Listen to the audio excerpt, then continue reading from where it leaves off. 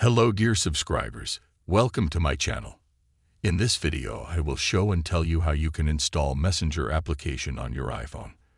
Please watch this video till the end. Please like, and comment. Let's get started. To do this, we need to go to the application, the standard one called Apple Store on the iPhone or iPad. Then we find the search box.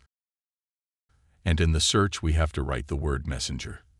As soon as we have written it, we have a lot of different applications.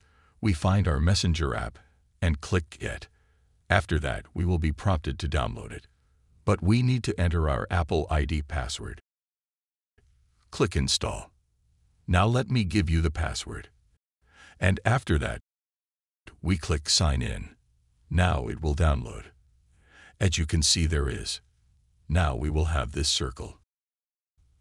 And after that, in just 1 minute, we will download the Messenger application. The most important thing is to have a good internet connection. As you can see, very fast download. Now let's wait. Once it's installed, we will enter it. Click Enter. And then you can enter your phone number. Enter your password. Enter your login or register and use this application on your iPhone or iPad.